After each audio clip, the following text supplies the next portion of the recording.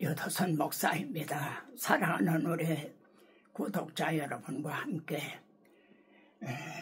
파워포인트 신구약 성경 요점 강론, 오늘은 5번째 시간입니다.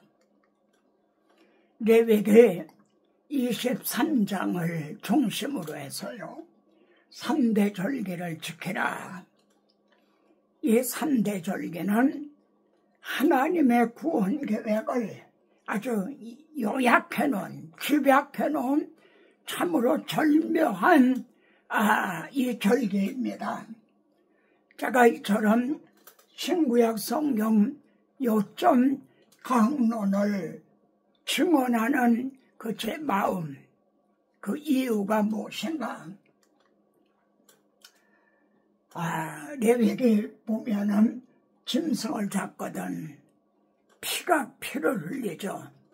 그럼 그 피는 먹지 말아라 그러셨죠. 그럼 그 흘린 피는 어떻게 해야 되나? 흙으로 덮을지니라 그러셨습니다. 그런데 새 언약의 중보자이신 예수님이 흘린 피는 어떻게 해야 되나요? 보라 세상 죄를 지고 가는 하나님의 어린 양으로다 하신 하나님의 어린 양의 흘린 피는 어떻게 해야 되나요? 구약의 피는 그림자였죠. 그래서 흙으로 덮을지니라 그러셨습니다. 근데 하나님의 어린 양에 흘리신 피는요, 말하는 뿌린 피니라 이렇게 말씀합니다. 말을 한다는 겁니다. 그리고 뿌린 피니라. 그러면은 예수 그리스도께서 흘리신 피가 어떤 방도로 말을 하나요? 마음에 피가 뿌려진 자, 예수 그리스도의 피가 마음에 뿌려진 자, 그 그리스도의 증인들을 입을 통해서 말씀한다는 거죠. 같은 원리로 성령이 임하시면 이제 내 증인이 되라. 성령이 우리에게 임하셨어요. 그래서 우리들의 입을 통해서 증언하신다. 사도 베드로는요, 참 그 많은 그분이 베드로가 한 말씀 중에, 많은 말씀 중에 가장 감동적인 말씀이 저는 이것이라고 꼽습니다. 예수 그리스도의 피뿌림을 얻기 위하여 택하심을 받은 자라. 얼마나 놀라운 증언입니까? 베드로는 본래 갈릴리 어부였죠. 근데 그를 통해서 그리스도인이 누군가 예수 그리스도의 피뿌림을 얻기 위하여 택하심을 받은 자라고 말합니다. 여러분, 출애굽 당시도 6월절 양의 피를 흘렸어요. 피를 흘려도 그 피를 문설주 문인방에 뿌리지 않으면 그 집은 무사할 수 없는 거예요. 하나님의 어린 양 예수 그리스도께서 피를 흘려주셨어요. 그래도 그 피가 마음에 뿌려져야만 정죄함이 없나니 건너고 넘어뛰게 된다는 거죠. 그러면은 진정 마음에 그리스도의 피가 뿌려진 자는 어떤가? 하나님의 사랑, 그리스도의 사랑이 마음에 부어진 자는 어떤가? 바울 보십시오. 나로 입을 열어. 자기 입이 포문과 같다는 거죠. 복음 폭탄을 쏘는 복음 포문과 같다. 입을 열어. 많은 분들이 입을 닫고 있는 건 아닌가요? 복음의 비밀을 담대히 알게 하옵소서. 이것이 마음에 피가 뿌려진 자들입니다. 바울은 사랑하는 제자 디도에게요, 이 말이 미쁘도다.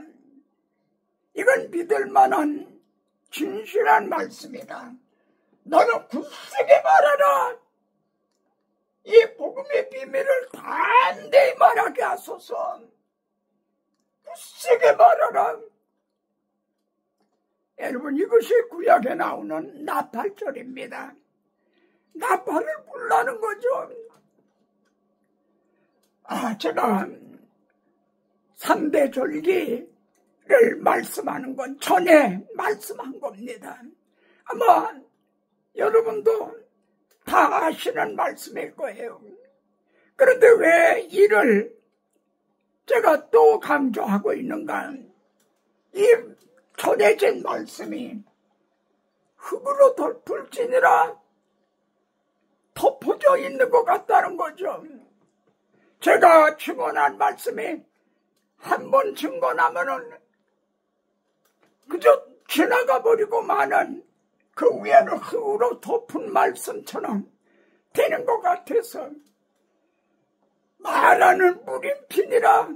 그래서 다시 이를 지금 증언하는 겁니다. 하나님 아버지, 진심으로 그러합니다. 지금 우리는 하나님 아버지 앞에서 말씀을 전하고 또 말씀을 받고 있습니다. 지나치거나 모자람이 없게 하시고 좌로나 우로나 치우치지 않게 하소서. 마음에 어린 양의 피가 뿌려진 이 열정, 이 눈이 밝아지고 마음이 뜨거워진 심령으로 증언하오리이다. 이 말씀을 듣는 심령들에게도 동일하게 살았고 운동력 있는 말씀으로 역사하여 주시옵소서. 하나님이 3대 절기를 지키라 그러셨죠. 그렇게 말씀하는 하나님의 마음이 뭔가요? 3대 절기를 지키라. 그런데 그렇게 말씀하는 하나님의 마음이 무엇인가? 누가 주의 마음을 알아서 주를 가르치겠는가? 하나님께서 모세에게요, 시내산에 모세가 불러올리셨죠. 그래서 시내산에서 모세에게 나는 매년 3번 3대 절기를 지킬지나 3대 절기를 지키라고 거기서 명령을 하셨죠. 그런데 모세는 신명기에서요, 유언임을 하는 겁니다.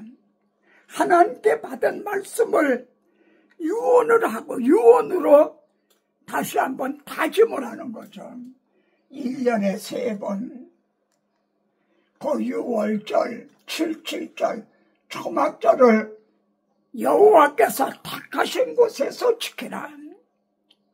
가나안 땅에 들어가면 땅을 분배받아 흩어져 살게 되죠. 근데 각성에서 드리지 말고 3대 절기만은 하나님께서 택하신 곳에 와서, 그래서 그 택하신 곳에서 지키라 그러신 거예요. 여러분, 택하신 곳이 제일 처음에는 누구에게 말씀했나요? 아브라함에게 말씀했죠. 너는 모리아 땅으로 가서 내가 지시한 한 산, 거기서 내 사랑하는 아들 이삭을 번제로 드리라. 이때 처음으로 택하신 곳을 말씀을 했죠. 그 위에 또 다윗에게 오르날의 타작마당, 거기서 단을 쌓고 번제와 화목제를 드리라. 그렇게 말씀했죠. 그리고 바로 아브라함과 다윗에게 택하신 그 자리에 솔로몬이 성전을 지었죠. 그리고 주님은 이 성전을 헐어라, 내가 사흘 만에 다시 세우리라. 바로 그 자리가 우리 주님이 우리 죄를 위하여 죽으시고 부활하신 바로 그 자리, 그것이 택하신 곳인 겁니다. 누구를 위해서 3대 절기를 지키라 하시나요? 하나님을 위해서인가요? 바로 이 3대 절개는 하나님의 구원 계획을 요약을 해놓은 거예요. 그리고 잊지 않게 하시려고 1년에 3번만은 택하신 곳에 와서 지키라. 이 점을 히브리서에서는 옛적에 구약시대에는 하나님께서 여러 부분과 여러 모양으로 말씀하셨다는 거죠. 예언으로 말씀했어요. 언약으로 말씀했어요. 성막과 같은 모형으로요. 속죄제와 같은 그림자로 여러 부분 여러 모양으로 말씀했어요. 왜 이렇게 말씀했나요? 이게 믿을 만한 증거를 주신 거죠. 그런 후에 자기 아들을 보내주셨어요. 예수를 믿지 않으면 증거가 부족해서가 아니에요. 저는 2가지를 꼽겠습니다. 첫째는 증인들이 이를 바로 증언하고 있지 않기 때문이다. 2번째는 사탄이 듣는 자들의 마음을 혼미하게 해서 봐야 돼요. 복음을 전하면 막 좋은단 말이에요. 이런 대적하는 자가 있기 때문이다. 누구를 위해 3대 절개인가? 안식일이 사람이 안식일을 위해서 있는 게 아니다. 바로 안식일이 너희를 위해서 참 안식을 주실 안식일의 주인 되시는 그리스도를 기다리게 하기 위해서 안식일을 지키게 한 것이다. 3대 절기도 같은 겁니다. 그런 첫째 절기가 6월절입니다.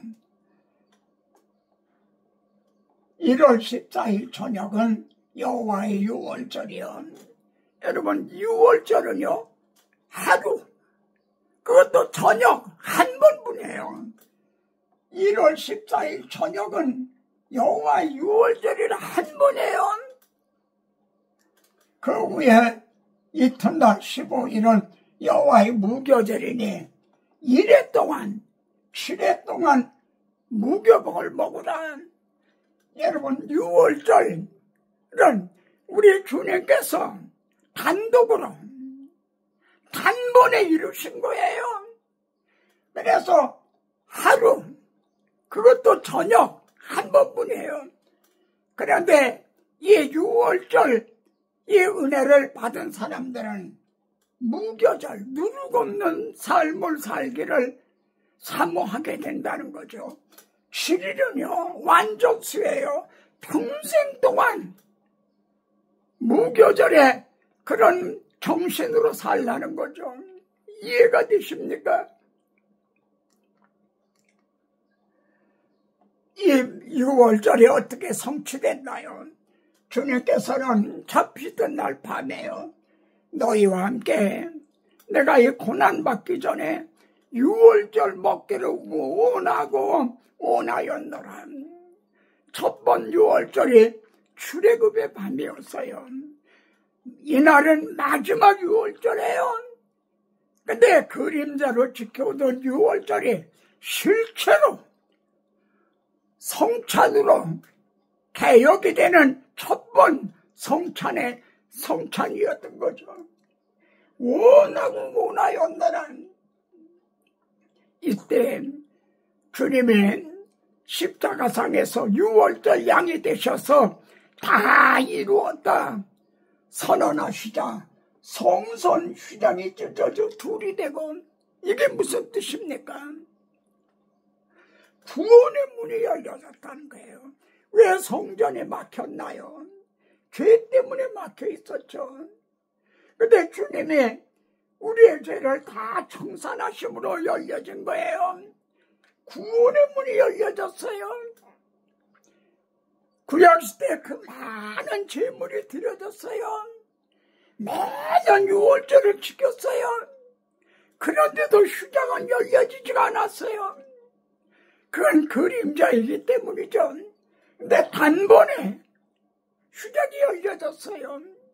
그럼 누구들을 위한 구원의 문인가? 신약 성도들만이 아니에요.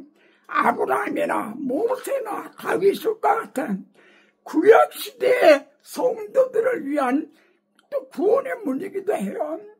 만일 주님이 6월절 어린 양이 되셔서 막혔던 유장을 열어주시지 않았다면 아브라함이 구원 얻을 수 있나요? 다윗이 구원 얻을 수 있나요? 그들이 행한 건 그림자였어요. 저는 이 점을 단대히 정말 굳세게 말하기를 원합니다. 그러면 질문합니다. 주님은 지금 뭘 원하고 원하시는 게 뭘까요? 주님께서 우리들에게 원하고 원하시는 게 뭘까요? 바로 이 말씀. 주님의 6월절 양이 되주셔서 1500년 동안 막혔던 구원의 문을 열어주셨다는 이것을 담대하게 굳세게 증언해 주기를 원하고 원하시는 거죠. 그런데 오늘의 증인들이 이렇게 하고 있느냐? 6월절 다음에는요, 3대 절기 중에 6월절 다음은 오순절이죠. 근데 그 사이에 첫 이삭이 끼어 있다는 겁니다. 참, 여러분 이 진리를 이미 깨달으셨지만 이 말씀을 통해 더 확신하게 되기를 바랍니다. 6월절 다음엔 오순절인데 그 사이에 첫 이삭이 끼어 있어요. 첫 이삭 한 달을 제사장에로 갖다 줘라. 그리고 이 첫 이삭은 뭘 의미하나? 무엇에 대한 그림자인가요? 그리스도께서 죽은 자들 가운데서 다시 살아나사 부활하셨어요.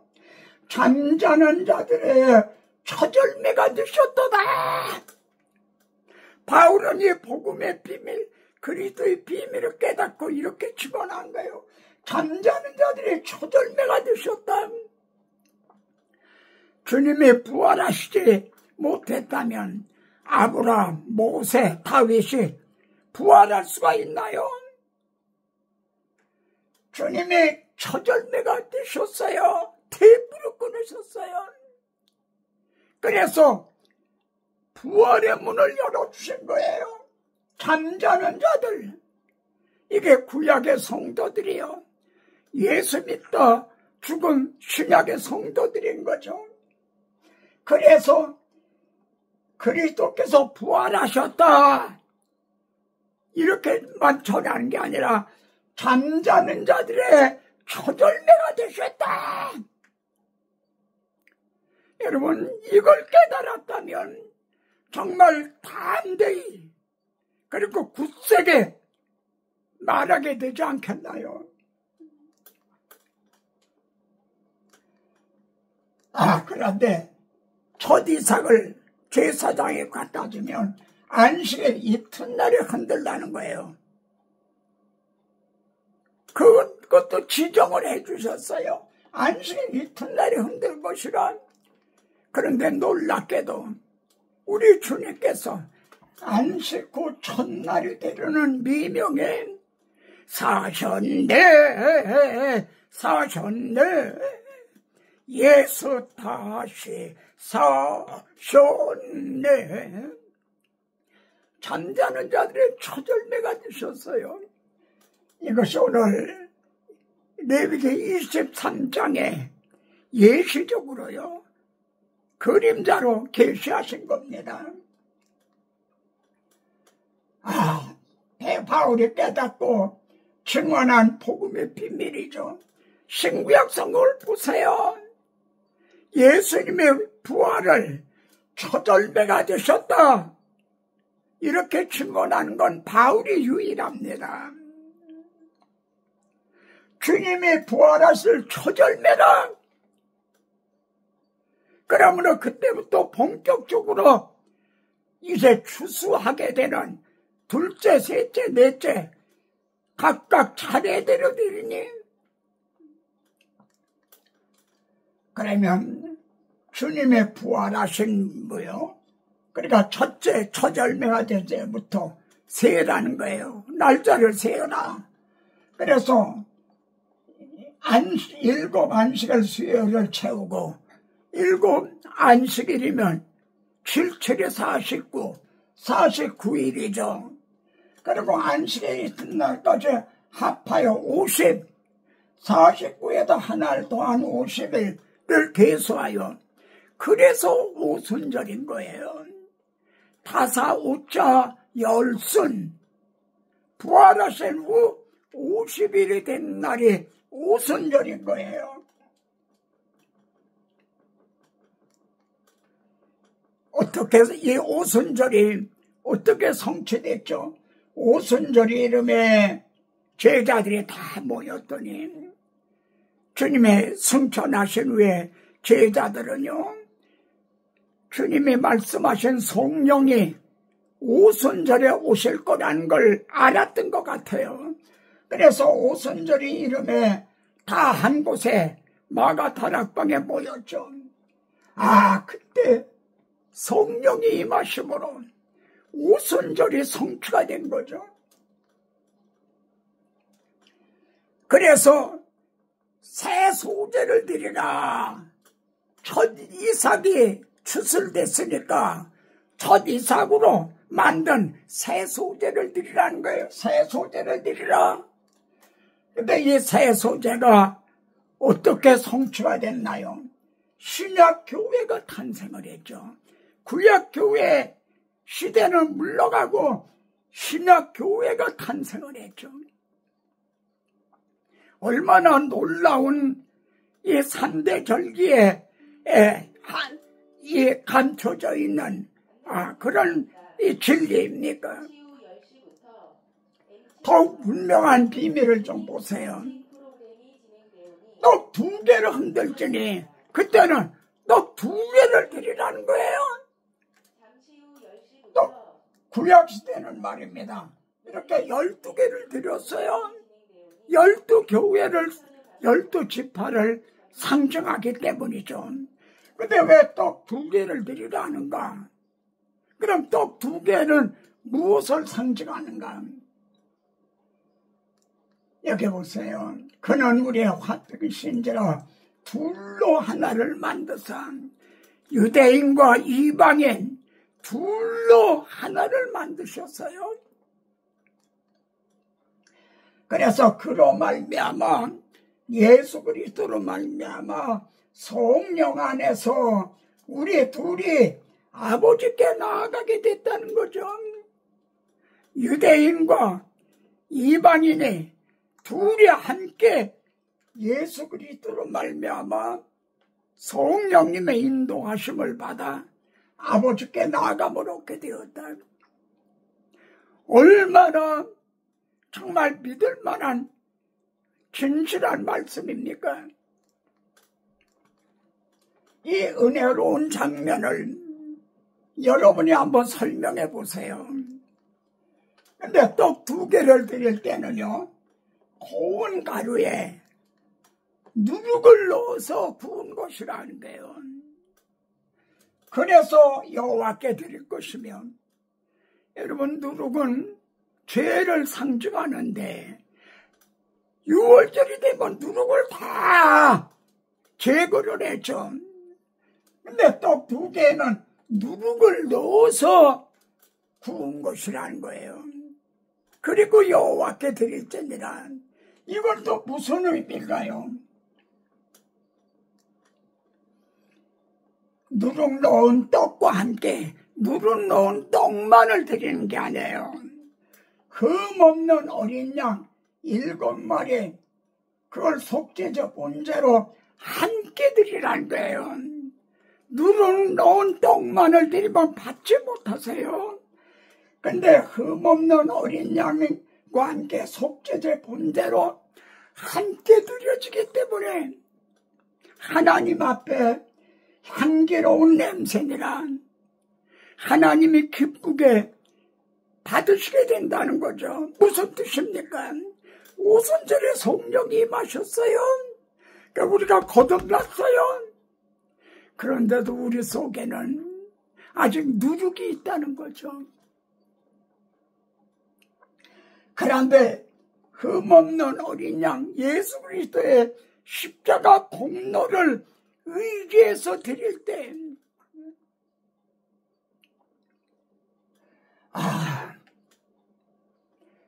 내 임금 예수 내 주여, 내 허물은 덮으시고 주 십자가에 흘리신 그 피를 믿는 마음을 보사 내 중한 죄를 사하여 늘 편안한 맘 주소서. 주 십자가에 흘리신 그 피를 믿는 속죄제 본자와 함께 드림으로 우리의 예배를, 찬양을 받으시게 된다는 거예요. 이것이 레위기 23장에 하물되어 있는 복음 진리들입니다. 마지막 세 번째 절기가 초막절이죠. 이를 수장절이라고도 그래요. 거들수, 간출장, 추수를 하고 추수한 후에 드리는 이 절기예요. 그래서 토지소산 거두기를 마치거든. 여러분, 지금 우리는 토지소산 거두는 추수하는 때죠. 주님이 뿌린 씨를 거두는 때죠. 일을 마치는 때, 그때 7일 동안 초막절을 지켜라. 이 초막절의 출애굽 당시는요, 광야에서 초막에 거하던 거, 그걸 잊지 않게 하시려고 초막절을 지키라 하셨어요. 그래서 히브리서에는 아브라함, 이삭, 야곱이 장막에 거하였으니 그들은 초막절의 정신으로 살았어요. 부동산, 오늘날 아파트 같은 그런 데 산 게 아니에요. 장막에 살았어요. 초막절의 정신으로 살았다는 거죠. 또 이를 증언한 것이 베드로입니다. 고려민과 나그네 같은 너희를 구하노니. 우리는 이 세상에 초막절의 정신으로 살아야 할 걸 말씀하고 있죠. 그런데 초막절에는 8째 날이라는 게 있어요. 이에 대한 구속사적인 의미가 뭔가? 초막절을 7일 동안 지켜라. 무교절도 오순절도 7일 동안 지켜요. 근데 초막절은 8째 날에도 너희는 성회로 모이라. 8째 날이 나와요. 성경을 한번 찾아보세요. 성경에 8째 날이 몇 번이나 강조되어 있는가. 민수기에서는 8째 날에는 작업한 대회로 모일 것이며, 이렇게 아셈블리, 이게 중문으로는 엄숙한 대회라는 거예요. 8째 날이 작업한 대회, 엄숙한 대회란, 그런 이 8째 날이 무엇을 상징하는가는 분명해지는 거죠. 광야 생활을 끝나고 드디어 약속의 땅에 입성하게 되었기 때문에 장엄한 대회로 모이라. 그런 이 그림자에 대한 신령한 의미는 뭔가요? 우리는 언제 광야와 같은 생활을 끝나고 약속의 땅에 들어갑니까? 주님은 명절 끝날, 이 명절이 초막절이에요. 요한복음을 찾아보십시오. 초막절 끝날에, 곧 큰 날에, 신약에서도 큰 날이라 그래요. 중문은 최대 제일이라 그래요. 제일 큰 날이라는 거죠. 왜 그래? 이 날은 온 지구상에 거하는 모든 사람에게 이 말이라. 그래서 큰 날이에요. 그래서 장엄한 대회예요. 엄숙한 대회로 모이는 겁니다. 그때 땅의 모든 족속들이 통곡하며 그들의 인자가 구름을 타고 능력으로 영광으로 오는 것을 보리라. 주님의 재림 하시는 날이 바로 초막절의 끝날 8째 날인 거죠. 얼마나 분명한 겁니까? 마음에 6월절 안에 피가 뿌려진 자라면 입을 열어 이 복음의 비밀, 그리스도의 비밀을 담대히, 그리고 담대히 굳세게 전해야 마땅하지 않나요? 3대 절기에는요, 하나님이 행해 주신 것과 우리가 해야 될 일이 있어요. 자, 6월절에는 하나님께서 자기 아들을 6월절 양으로 보내주셨죠. 이게 하나님이 하신 일이에요. 그럼 우리가 할 일은 뭔가요? 고난의 떡을 먹어라. 이 고난은 우리들의 고난이 아니에요. 주님께서 내가 고난 받기 전에 너희와 함께 이 6월절 먹기를 원하였느라 이게 내 사들이다, 이게 내 피다, 갖다 먹어라, 갖다 마셔라. 이게 고난의 떡이에요. 예수 믿으면 뭘 먼저 해야 되는 게 아니에요. 먼저 고난의 떡을 먹어야 돼요. 십자가 복음을 받아야 돼요. 오순절에 하나님의 하신 일은 성령을 또 보내주신 일이죠. 그럼 우리가 해야 될 일은 뭔가요? 자원하는 예물을 드리라. 오순 성령이 너희에게 임하시면 너희가 내 증인이 되리라. 너의 몸을 하나님이 기뻐하시는 산제물로 드리라. 초막절은 주님의 재림으로 하나님께서 또 이제 때가 되면 이제 그리스도가 재림하시죠. 그러면 우리가 해야 될 일은 뭔가요? 온전히 즐거워할지니라. 그때서는 외양간에서 나온 송아지같이 기뻐 뛰는 일밖에 없어요. 이걸 중문에서는 비상하게 기뻐해라. 배상대 환락 아주 비상하게 기뻐하라. 누가 그러면 누구들이 이렇게 기뻐 뛰게 되나요? 고난의 떡을 먹은 사람, 그래서 자원하는 예물을 드린 사람, 그들이 온전히 기뻐하고 이제 기뻐 뛰며 주님을 맞이하게 되겠죠. 여러분과 함께 이 찬양 부르시다.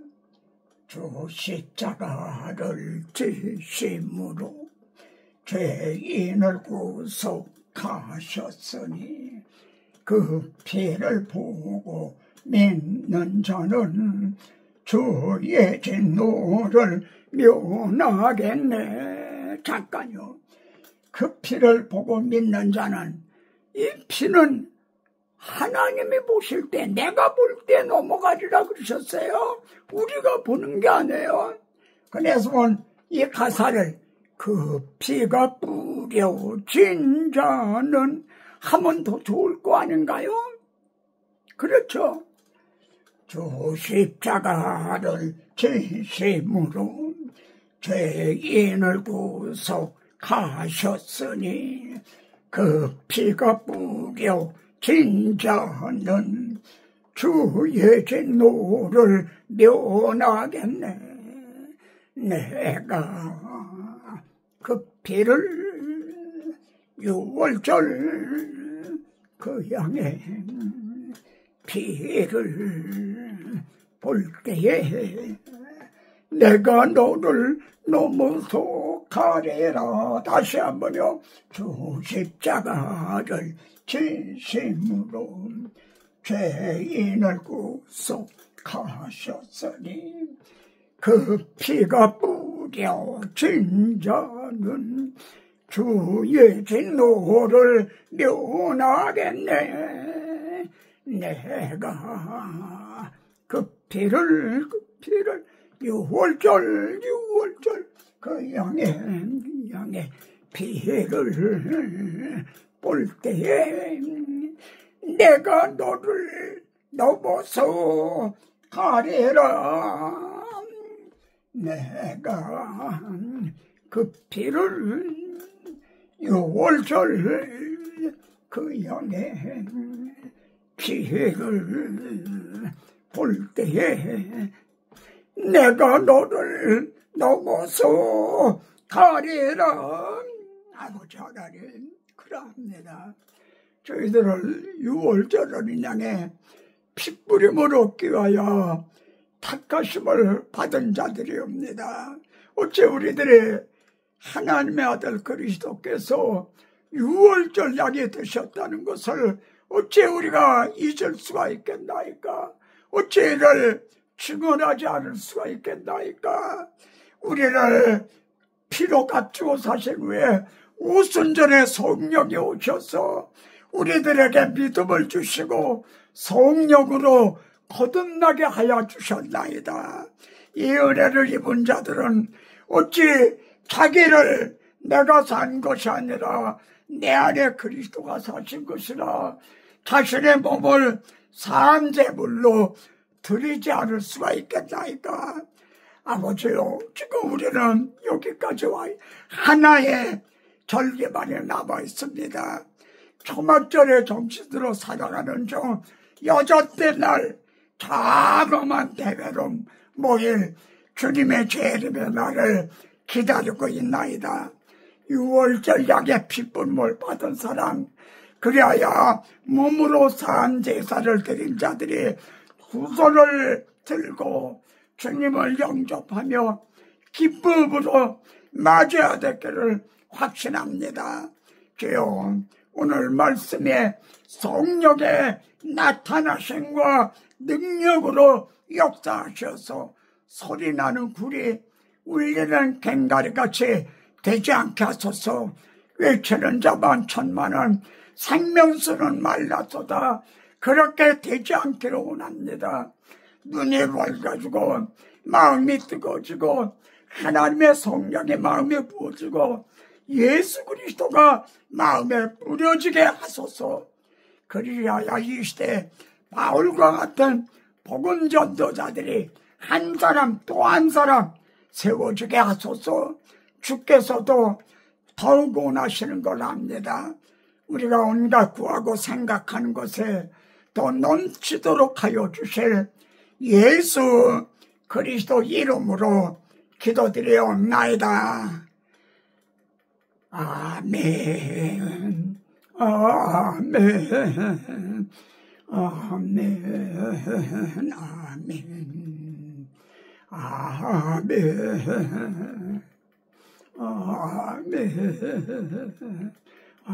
아멘. 할렐루야.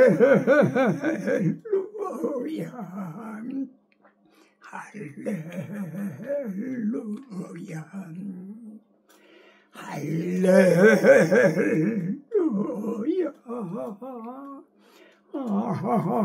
아멘.